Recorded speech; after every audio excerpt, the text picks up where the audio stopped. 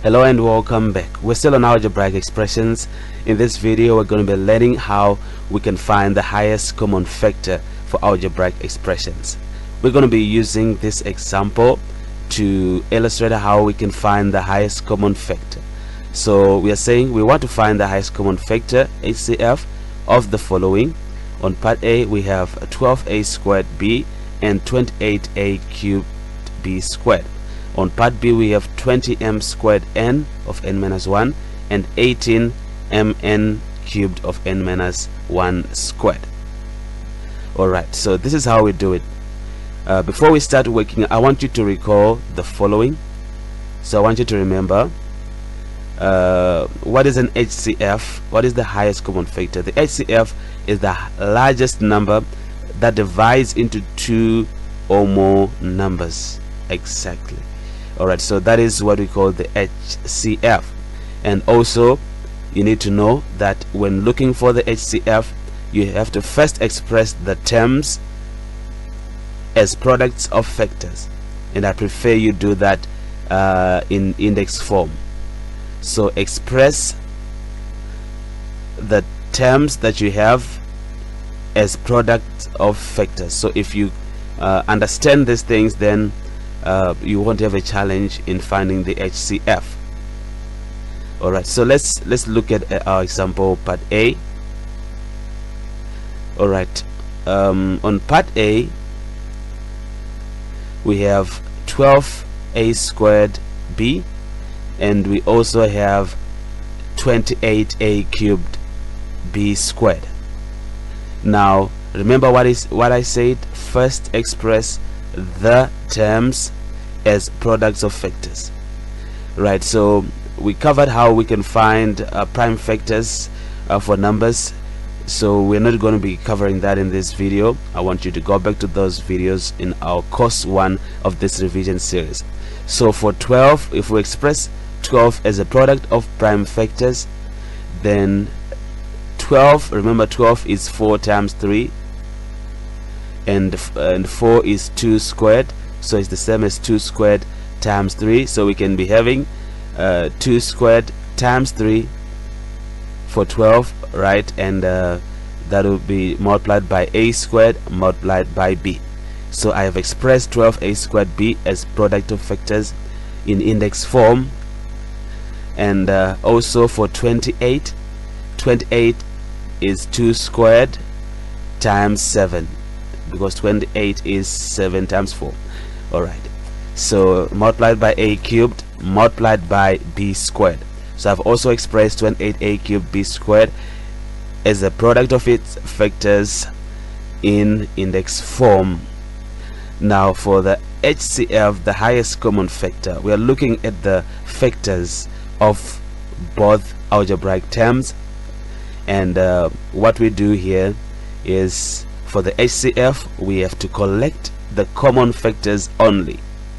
We have to collect the common factors only, and we take the common factor with the lowest power. Right, so we look at the factors that are common. Like if we look at our terms with the best 2, they are common. So in this case we simply take the common factor there, that is the lowest power. Since they all have the power 2, so I'll just take 2 to the power of 2. Next I look at the 3's. The 3's are not common, so I'm not going to be dealing with 3, because we are only taking the common factors only. Is that okay? Alright, so also the 7's are not common, because they're not appearing on both, so we leave them out. We go on to the A, base A. We've got a squared and a cubed. So this factor is common. We take the lowest power, the one with the lowest power, so we take a squared according to what we are saying right here. And for the terms in B, here we've got b to the power of 1, and they are common, and here we take the one with the lowest power. We take b to the power of 1. So that means that if we simplify this, we'll be getting 4a squared b, and that is the HCF for the two terms. So I hope you understand what we just talked about in this video. Do not forget this fact. This is how we do it. This is our method. You can write it down somewhere, that for the highest common factor you have to collect only the common factors, and when you find the common factors, you take the one that has the lowest power. Alright, let's go on to part B. And on part B, we have 20m squared n of n minus 1, and we also have 18m n cubed of n minus 1 squared. We express both terms as product of factors. For 20, remember, is 4 times 5, which is 2 squared multiplied by 5. So okay, so we'll be having 2 squared multiplied by 5, and times m squared times n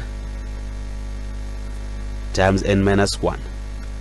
Next, for 18, we get 2 times 9, which is 2 times 3 squared, multiplied by m, multiplied by n cubed, multiplied by n minus 1 squared. So that means that for the HCF, remember what we said? For the HCF, we collect only the common factors, and we take the common factor with the lowest power, right? So you should always remember that. So that means that for the terms in 2, we have 2 to the power 1 and 2 to the power of 2. So we take, in this case, we take 2 to the power of 1, the one with the lowest power. And for the ones in the 5s, we do not, 5 is not common, base 5 is not common, and so is base 3.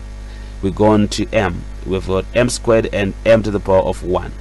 So we take the one with the lowest power, we take m to the power of 1. For the terms in n, we have n to the power of 1 and n cubed. We take the one with the lowest power, n to the power of 1.